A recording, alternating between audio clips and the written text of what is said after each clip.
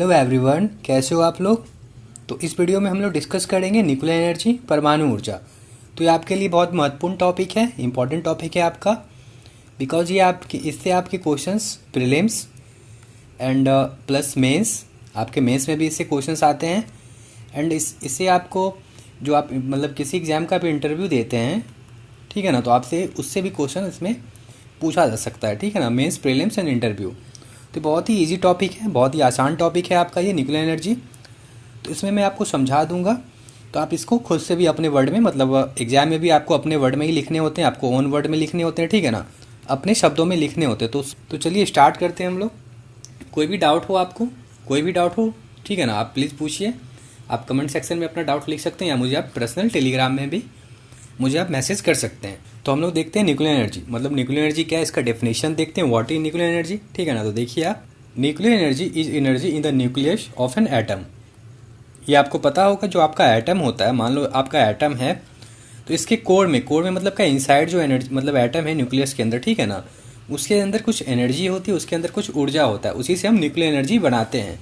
तो आपके मतलब आपको इस वीडियो में कुछ आपको मैं इमेज दिखाऊंगा आगे, तो आप लोग ईजिली समझ जाइएगा कि न्यूक्लियर एनर्जी होता क्या है और न्यूक्लियर एनर्जी हम एटम से बनाते कैसे हैं। तो आप आगे देखिए, वेरी इजी कॉन्सेप्ट है।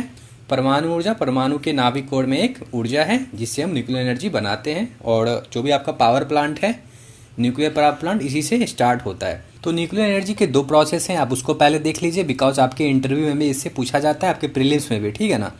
तो एक है आपका न्यूक्लियर, आपको कहीं पता हो ये चीज़, एक है न्यूक्लियर फ्यूजन प्रोसेस एंड दूसरा है आपका न्यूक्लियर फ्यूजन। तो न्यूक्लियर फ्यूजन एंड न्यूक्लियर, मतलब फ्यूजन एंड फ्यूजन में क्या मतलब डिफरेंस है, क्या अंतर है, आपसे इंटरव्यू में इसे पूछा जा सकता है, तो प्लीज़ देख लीजिए आप। तो फर्स्ट क्या है न्यूक्लियर फ्यूजन। न्यूक्लियर फ्यूजन में क्या होता है, मैं आपको मतलब एग्जाम्पल से बता देता हूँ कि मान लीजिए दो एटम है, ये आपका दो एटम है, ठीक है ना। तो इसको हम क्या करते हैं, दो एटम को एक एटम बना देते हैं, इसको हम फ्यूज़ कर देते हैं। आपने मतलब सुना होगा कि आपके घर में कोई वायर, मतलब कोई तार फ्यूज़ हो जाता है, तो क्या होता है, मतलब गल जाता है उसको, मतलब क्या होता है, ठीक है ना। इसमें भी क्या होता है, फ्यूज़ हो जाता है, मतलब एक जगह में दो एटम एक जगह में जाके कंबाइन हो जाए, दोनों फ्यूज़ हो जाए, मतलब दोनों फ्यूज़ हो जाए, एक साथ सट जाए। तो एक क्या करता है, दोनों मतलब जब फ्यूज़ हो जाएंगे, दोनों एक दूसरे से ज्वाइंट हो जाएंगे, कंबाइन हो जाते, एक बड़ा एटम बन जाएगा, ठीक है ना, एक लार्ज साइज एटम बन जाएगा जब दोनों एक दूसरे से कंबाइन। इससे हम एनर्जी, फिर जो भी ऊर्जा होती है, इससे हम फिर बनाते हैं, डेवलप करते हैं। तो मैं उसको आगे आपको बताऊंगा, इजीली आप समझ जाइएगा, बस आप देख लीजिए न्यूक्लियर फ्यूजन में होता क्या है। तो nuclear fusion energy is release, मतलब एनर्जी को रिलीज करते हैं व्हेन एटम्स आर कंबाइंड और फ्यूज टुगेदर, मतलब एक साथ कंबाइन हो जाते हैं और टुगेदर फ्यूज हो जाते हैं, टू फॉर्म अ लार्ज, एक बड़ा साइज का एटम हम बनाते हैं। तो परमाणु संलयन में ऊर्जा जारी की जाती है जब परमाणुओं को संयुक्त किया जाता है, एक साथ संयुक्त किया जाता है या एक साथ मिलकर एक बड़ा परमाणु बनाया जाता है। तो आप समझ गए, तो बहुत आसान है, देख लीजिए आप इसको। दूसरा क्या था, न्यूक्लियर फ्यूजन। न्यूक्लियर फ्यूजन में क्या होता है कि जो आपका एटम है, मतलब समझ लीजिए एक लार्ज बड़े साइज़ का एटम है, ठीक है ना, इसको हम क्या करते हैं, तोड़ देते हैं, मतलब स्प्लिट कर देते हैं दो भागों में, ठीक है ना, दो या दो से ज़्यादा में।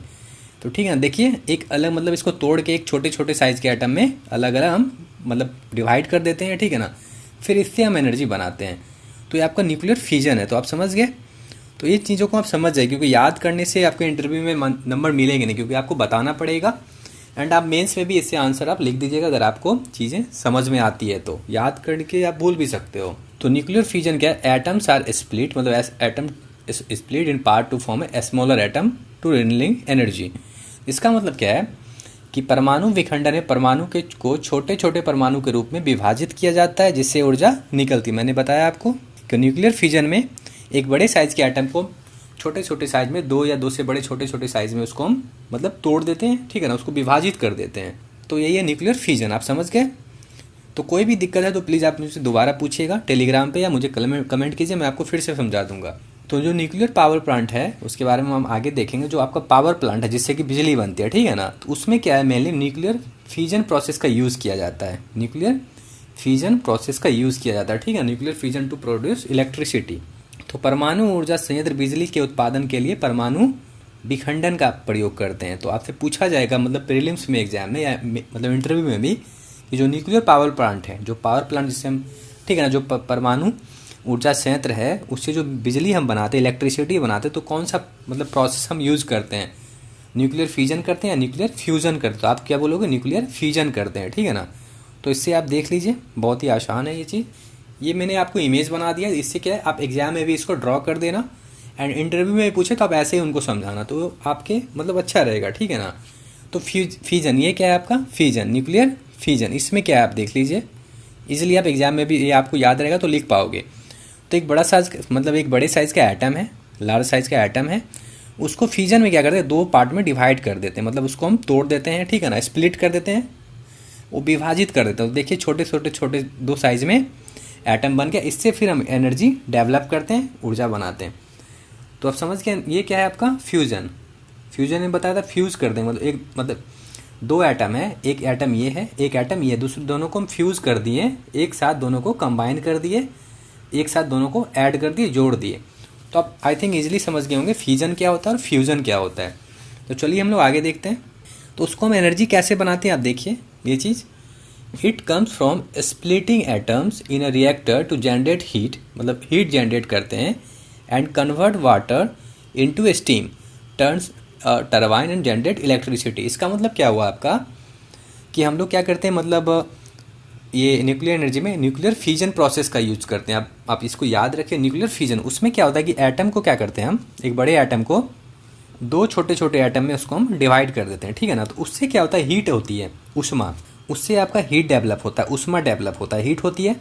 तो हीट से क्या करते हैं हम, जो वाटर होती है, पानी होती है, उसको हम उससे हम स्टीम बनाते हैं। स्टीम मतलब क्या, भाप, आपको पता होगा जब आप मतलब गैस चूल्हा जलाते हो, ठीक है ना, तो उससे क्या होता है, हीट निकलता है, उष्मा निकलता है। तो जब आप उस पर कुछ चढ़ाते हो, पानी बॉयल करते हो, गर्म करते हो, उसमें क्या होता है, स्टीम निकलती है। स्टीम मतलब क्या, ये जो वाष्प है आपका, भाप है, ठीक है ना, वो निकलती है।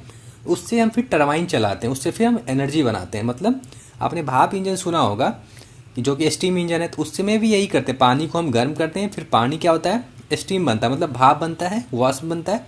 उससे फिर हम जनरेटर चलाते हैं, टरबाइन चलाते हैं, फिर उससे हम इलेक्ट्रिसिटी प्रोड्यूस करते हैं। तो बहुत आसान है ये चीज़, आप बता सकते हो कहीं भी अगर आपसे पूछा जाए कि एनर्जी मतलब न्यूक्लियर एनर्जी कैसे बनता है।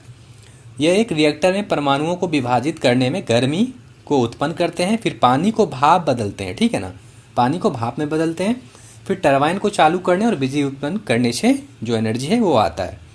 तो I think you can understand that what I am saying, आप समझ गए होंगे। And if you have any doubt then please comment and you can also message me on Telegram, आप मुझे टेलीग्राम में भी मैसेज कर सकते हैं, वट एवर यू वांट। तो चलिए हम लोग देखते हैं, एक इमेज देख लीजिए आप, यहाँ पे देखिए फ्यूजन, फ्यूजन से ही हम लोग ये फ्यूजन है, फ्यूजन में देखिए क्या होता है, मैंने फ्यूजन बताया। फ्यूजन में क्या है, दो एटम है, ये दो एटम है, इसको क्या किया, फ्यूज़ करके एक बड़ा सा एटम बना दिए। मैं बता चुका हूँ लेकिन आपको मैंने ये इमेज में ही बता दिया। ये फ्यूजन है, तो उसमें क्या, फिर एक बड़ा एटम बन गया दो एटम से फ्यूजन में, उससे फिर हम लोग एनर्जी बनाते हैं, उससे फिर आगे हम लोग जनरेटर मतलब टरबाइन चलाते हैं, और उससे हम लोग इलेक्ट्रिसिटी, बिजली को मतलब जनरेट करते हैं, डेवलप करते हैं, ठीक है ना। तो आप समझ गए। तो चलिए हम लोग आगे देखते हैं। Nuclear energy in power production field, मतलब बिजली उत्पादन क्षेत्र में परमाणु ऊर्जा का क्या मतलब उपयोग है, आप देखिए। जो nuclear power is the fifth largest source of electricity, मतलब fifth largest source of electricity in India after coal, मतलब कोल से भी हम लोग बिजली बनाते हैं, इलेक्ट्रिसिटी बनाते हैं, गैस, हाइड्रो इलेक्ट्रिसिटी मतलब जो हम पानी से बनाते हैं, हाइड्रो मतलब वाटर, एंड विंड पावर मतलब जो हम लोग हवा से एनर्जी डेवलप करते हैं।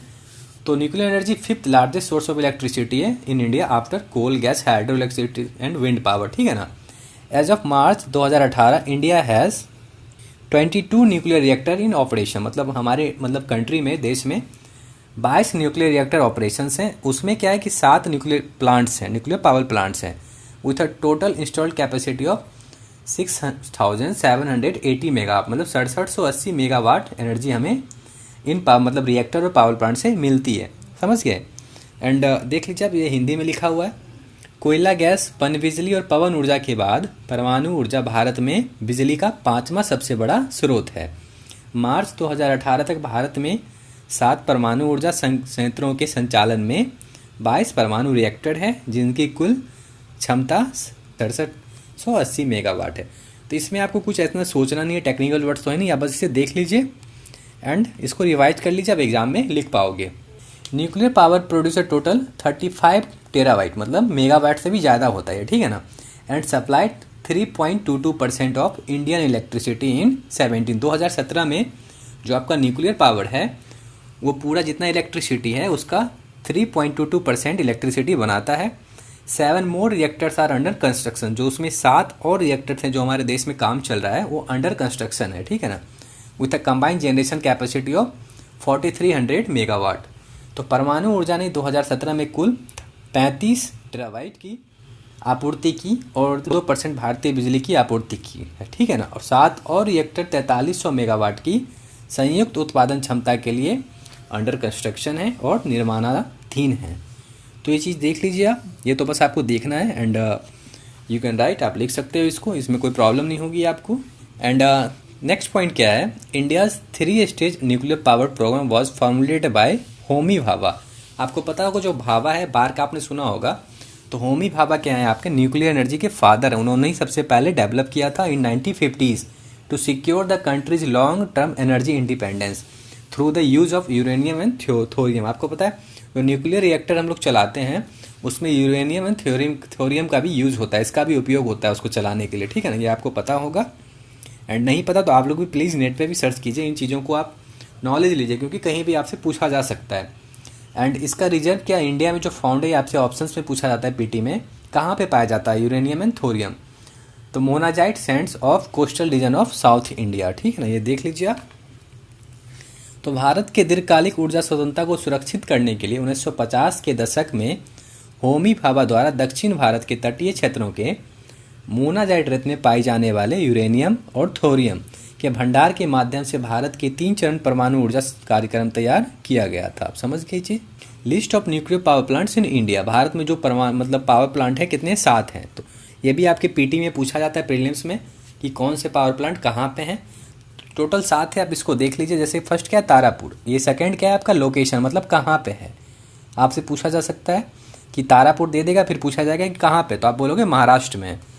तो फर्स्ट क्या है, तारापुर, वो कहाँ है, महाराष्ट्र में। दूसरा क्या है, रावत भट्टा, वो क्या है, राजस्थान में। तीसरा क्या है, कुडनकुलम, वो है तमिलनाडु में। फोर्थ क्या है, कायगा, वो है कर्नाटका में। एंड फिफ्थ इज ककरापार, वो है आपका गुजरात में। आप इसको देख लीजिए, याद हो जाएगा आपको। कल्पक्कम, वो है तमिलनाडु में। एंड नरोरा, ये है यूपी, उत्तर प्रदेश में। आपके प्रीलिम्स में आते हैं, प्लीज़ इसको आप देख लीजिए। एंड मेंस में भी जब आप आंसर लिखो तो इसको आप राइट डाउन कर सकते हो, इसको भी आप लिख सकते हो। तो न्यूक्लियर एनर्जी का उपयोग क्या है, आप देखिए। तो न्यूक्लियर एनर्जी आपके मतलब पहले भी एग्जाम में मेंस में आ चुके हैं, तो इसमें यही सब क्वेश्चन पूछा जाता है। एंड जो भी स्टूडेंट हैं, जो भी आंसर लिखते हैं अपने, ठीक है ना, मतलब जो भी आप तैयारी कर रहे हो, तो जो कोई भी टीचर कहीं भी आप पढ़ो, किसी कोचिंग में, यूट्यूब पे, तो आप उनका आंसर सेम आप किसी भी आंसर में मत लिखो, खुद भी आप आंसर तैयार करो कहीं से, किसी भी बुक से या यूट्यूब से या फिर कहीं नेट से सर्च करके कुछ आप अलग भी लिखो, क्योंकि सब एक ही जैसे लिखेंगे तो आपका आंसर मतलब अच्छे भी लिखने के बाद आपको नंबर नहीं मिलेगा। तो किसी भी चीज़ को आप कॉपी मत कीजिए। एंड कोई डाउट है तो प्लीज़ पूछिए आप। तो उसका हम लोग एप्लीकेशन देख लेते हैं। तो फर्स्ट एप्लीकेशन क्या है, एनर्जी, मतलब इलेक्ट्रिसिटी जनरेशन, विद्युत उत्पादन। तो मैंने आपको बताया कि nuclear energy, nuclear power plant आपको मतलब इलेक्ट्रिसिटी जनरेट करती है, विद्युत उत्पादन करती है। एंड सेकेंड क्या है, मेडिसिन। तो मेडिसिन क्या है, दवा। इसमें क्या करते हैं हम लोग, न्यूक्लियर, इसका हम लोग बहुत ज़्यादा मतलब यूज़ करते हैं। जैसे कि आपका कैंसर ट्रीटमेंट में भी, कैंसर के इलाज में भी हम लोग न्यूक्लियर मतलब एनर्जी का यूज़ करते हैं। फिर जो थायराइड बीमारी होती है, आपको पता होगा, उसमें जो डिसऑर्डर हो जाते हैं, उसमें जो दिक्कतें आती हैं, उसको भी हम लोग न्यूक्लियर एनर्जी से देख सकते हैं। एंड जो आपका बोन्स है, जो हड्डियाँ हैं, उसको भी न्यूक्लियर एनर्जी में एक रे आती है, उससे रे निकलती है, ठीक है ना, प्रकाश निकलती है, एक्सरे कहते हैं उसको, आपको पता होगा। उससे हम लोग क्या देख सकते हैं, जो आपकी हड्डियाँ जो हैं, जो कहीं की हड्डी, पैर की, हाथ की, वो टूटी है कि नहीं टूटी, हम मतलब एक्सरे से हम लोग, आपको पता है चीज़, एक्सरे से हम उसको देख सकते हैं। तो न्यूक्लियर एनर्जी में बहुत सारे ऐसी चीज़ें हैं, इसको आप मतलब एक्स्ट्रा एक पॉइंट हिंट करके आप लिख सकते हो एग्जाम में।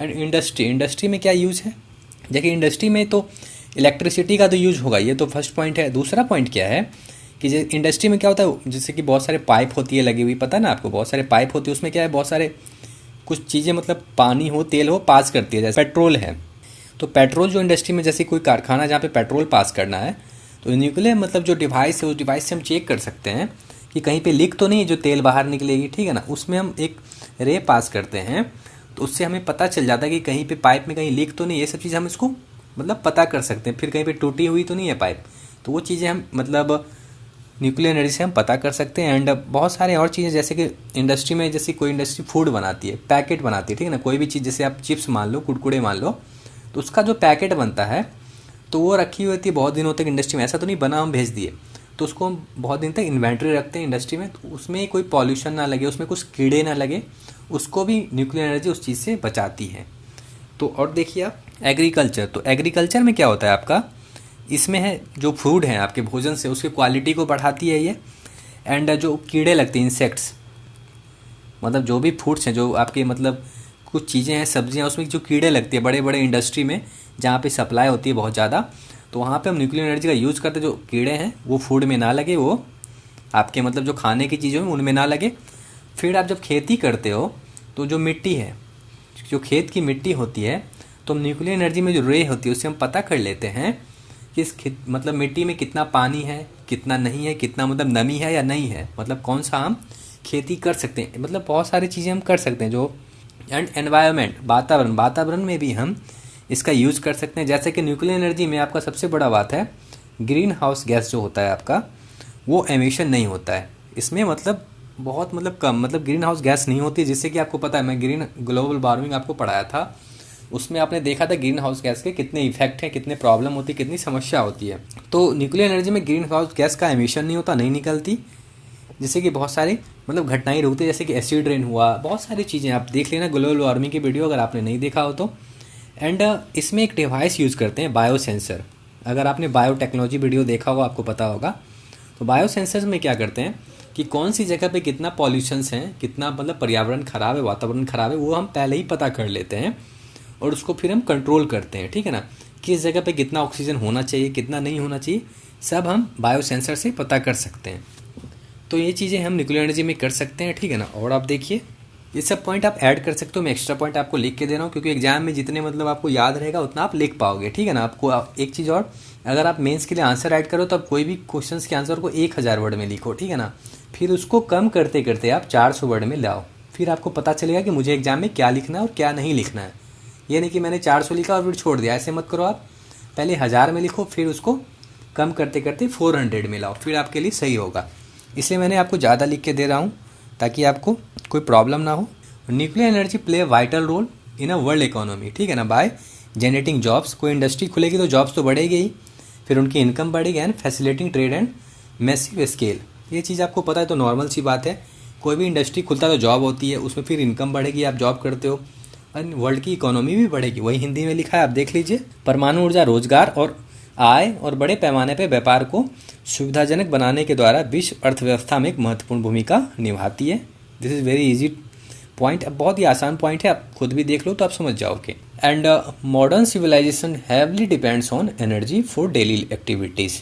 ये भी देखिए आप, जो हमारी लाइफ है, जो मॉडर्न ज़िंदगी अभी जी रहे हैं, उसमें तो हमें मतलब लाइट चाहिए ही चाहिए, उसके बिना आप हम जी नहीं सकते। हम लोग बहुत कम टाइम तक मतलब हमें कुछ कर ही नहीं पाएंगे। जैसे अभी यूट्यूब देख रहे हो, मोबाइल ही चार्ज नहीं होगा आपका, तो बहुत सारी चीज़ें हैं। और देखिए आप, energy is like a life line for the sustenance and progress of the entire world. इसका मतलब क्या हुआ, जो ऊर्जा है, जो लाइट है, वो पूरे मतलब वर्ल्ड के लिए, पूरे धरती के लिए ही बहुत ज़रूरी है, पूरी ज़िंदगी को चलाने के लिए, ठीक है ना। ये चीज़ लिखा हुआ है, आप देखो, ऊर्जा पूरे भविष्य की, पूरे विश्व की जीविका और प्रगति के जीवन रेखा की तरह ही है। अगर ऊर्जा नहीं होगी तो हमारा जीवन एक तरह से रुक जाएगा, क्योंकि हम पूरी तरह से अभी एनर्जी पे ही डेवलप है, पूरी तरह से हम लाइट पे ही डेवलप है। कुछ भी करते हो, अभी आप खेती भी करते हो तो वो भी ऊर्जा से ही करते हैं, ठीक है ना। अगर ट्रैक्टर भी चल रहा है तो उसमें भी ऊर्जा चाहिए, उसमें भी तेल चाहिए, तभी वो स्टार्ट होगा। तो बहुत सारी चीज़ें हैं। मतलब nuclear energy provides electricity to nation without polluting its environment, unlike electricity produce from thermal source like coal. मैं चीज़ बताया आपको कि जो आपका मतलब न्यूक्लियर एनर्जी, उसे गैसेस नहीं निकलती, ग्रीन हाउस गैस का एमिशन नहीं होता, ठीक है ना। फिर और भी गैसेस हैं, जैसे कि मतलब कार्बन डाइऑक्साइड भी ज़्यादा मतलब बहुत कम मात्रा में होती है, मतलब नहीं के बराबर होती है। जैसे कि कोयला में कोल में पता है आपको कितने ज़्यादा प्रॉब्लम होती है। जैसे कि इसमें तो बहुत सारे गैसेस हैं जिसके कारण आपको अस्थमा भी होता है, सांस लेने की भी बीमारी होती है। तो कोल से बहुत ज़्यादा दिक्कतें हैं। तो वही यहाँ पे लिखा हुआ है कि न्यूक्लियर एनर्जी क्या है कि आपको एक लाइट भी देता है, ठीक है ना, आपको इलेक्ट्रिसिटी भी प्रोवाइड करता है, बट बिना किसी मतलब पॉल्यूशन के, बिना किसी मतलब गंदगी के, बिना एनवायरनमेंट आपका पॉल्यूटेड किया हुआ। तो आपको ये मतलब एनर्जी देती है। तो कोयला जैसे तापीय स्रोतों से उत्पादित बिजली के विपरीत अपने पर्यावरण को प्रदूषित किए बिना किसी राष्ट्र को ये बिजली प्रदान करता है। This is very simple. Source of huge employment for a nation, मैं बता दिया आपको कि कोई भी इंडस्ट्री खुलेगी तो एम्प्लॉयमेंट बढ़ेगा, ठीक है ना, उस नेशन का, एक राष्ट्र के लिए मतलब रोजगार का स्रोत।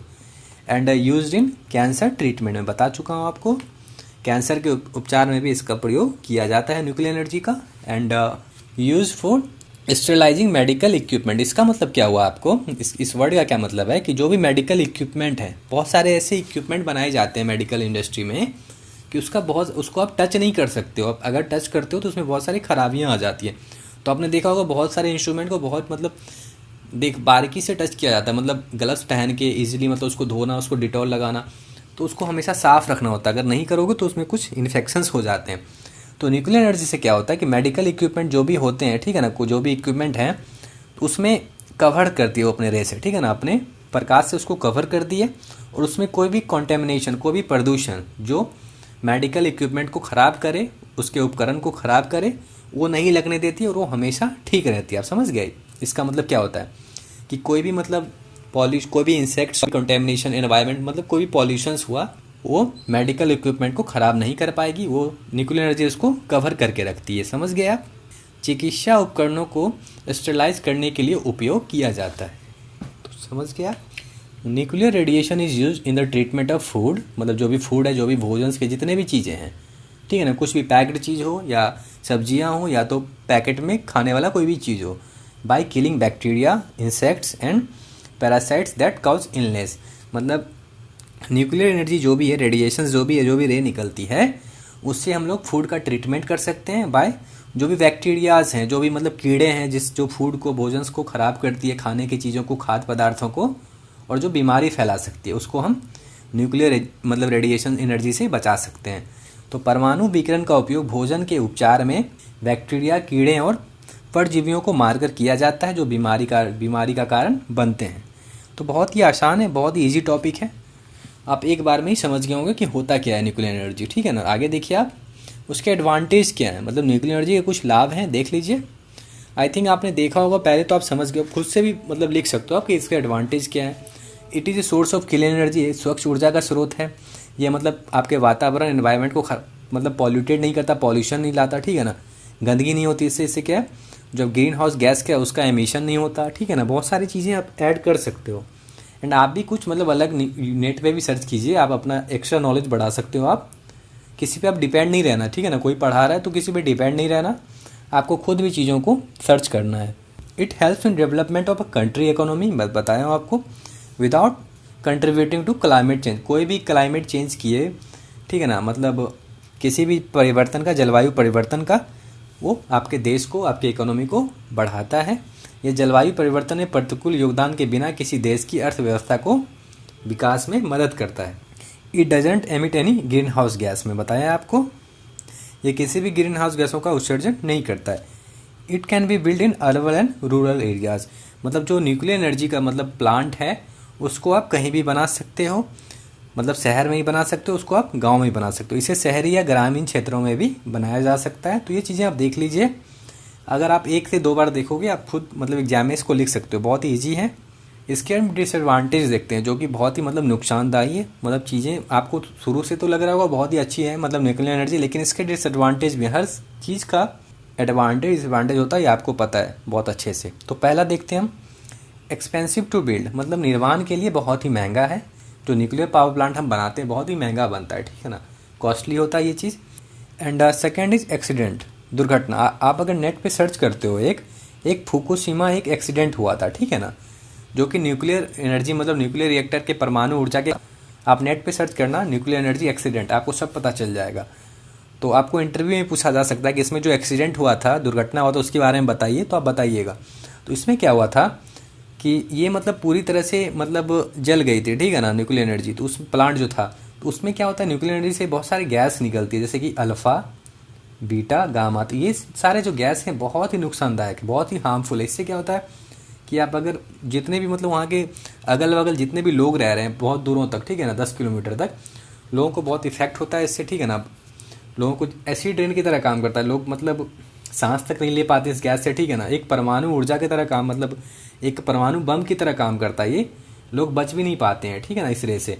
तो बहुत सारे इसके एक्सीडेंट हैं, एक्सीडेंट हुए थे। तो फुकुशिमा में जो एक्सीडेंट हुआ था उससे क्या हुआ था कि लोग रोड पे भी आ गए थे, इंडिया में भी आ गए थे, अपने देश में भी, कि न्यूक्लियर एनर्जी को बंद कर देना चाहिए, क्योंकि इसके बहुत मतलब दुर्घटना इससे जो हुआ है वो लोगों ने देखा तो लोग सब डर गए थे कि इसको बंद कर देना चाहिए। तो आप इसको नेट पे सर्च कीजिए और आपको पता चल जाएगा।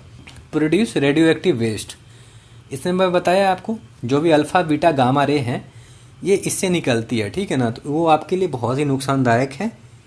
इसके जो किरण निकलती है अल्फ़ा बीटा गामा रे से, वो आपकी मतलब आँखों को भी ख़राब कर सकती है, ठीक है ना। आप उस देख भी नहीं पाओगे, बहुत ज़्यादा इससे प्रॉब्लम होती है।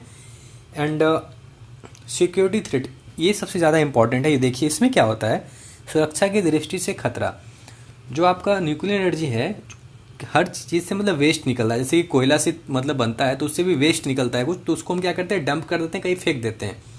लेकिन न्यूक्लियर एनर्जी से जो वेस्ट निकलता है, न्यूक्लियर एनर्जी हम क्या यूज़ करते हैं आपको मैं बताया, यूरेनियम, ठीक है ना, एंड थ्योरियम, इसका यूज़ करते हैं हम लोग। तो इसी का यूज़ हम लोग न्यूक्लियर बम जो बनता है आपका, आपने सुना होगा न्यूक्लियर बम, ठीक है ना, परमाणु जो बम बनती है जो कि पूरे देश को भी ख़त्म कर सकती है, बहुत जगहों को। तो ये न्यूक्लियर, इससे भी न्यूक्लियर मतलब बम बनती है और इसी से हम लोग न्यूक्लियर पावर भी बनाते हैं, न्यूक्लियर एनर्जी भी बनाते हैं, परमाणु ऊर्जा भी बनाते हैं।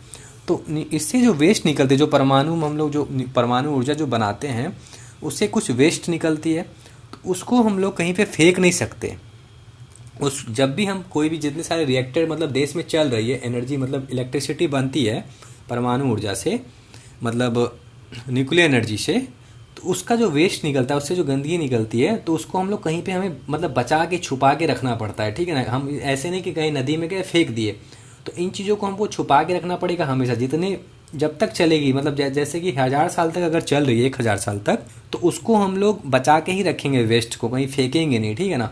अगर हम लोग फेंकते हैं तो कोई उससे क्या करेगा, न्यूक्लियर बम बना देगा छुपा के और उसको अटैक कर सकता है कहीं भी। तो आप समझ सकते हो ये बहुत बड़ा मतलब थ्रेट है, बहुत बड़ा मतलब सुरक्षा की दृष्टि से खतरा है। तो उसको हमेशा उसके लिए लोगों को रखना पड़ेगा कि जो भी हम वेस्ट हो रहा है, ठीक है ना, जो भी चीज़ें इससे वेस्ट है जो हमें यूज नहीं है, उसको भी हमें छुपा के रखना पड़ता है लोगों से, ताकि इसका कोई मिसयूज ना कर पाए और उससे न्यूक्लियर बम जो परमाणु बम है वो ना बनाए। तो आप समझ गए इसका कितना ज़्यादा नुकसान भी है। तो चीज़ें देखिए, हर चीज़ों की नुकसान भी होती है और फ़ायदा भी होता है। तो ठीक है, एंड आगे चलिए हम लोग देखते हैं। ये पॉइंट देख लीजिए, आप इसको आप ऐड कर सकते हो, ठीक है ना। एग्जाम में मेंस में क्वेश्चन आता है तो आप सही रहेगा।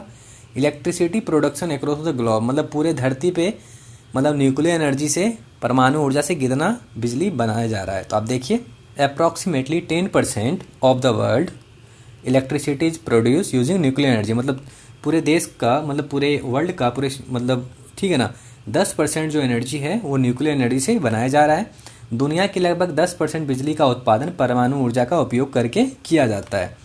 World wide nuclear power plants are operational in around 30 countries, मतलब पूरे वर्ल्ड में, पूरे संसार में, दुनिया में टोटल 30 देशों में न्यूक्लियर एनर्जी का मतलब चालू है, उसे चलाया जा रहा है। इन फ्रांस में approximately 70% of the electricity is produce by nuclear energy. France एक ऐसा देश है जहाँ पे 75% जो बिजली है, बिजली का उत्पादन वो 75% किया जा रहा है फ्रांस में, ठीक है ना। किसके द्वारा, परमाणु ऊर्जा के द्वारा। A total of around 450 nuclear reactors are operating world wide for generating electricity.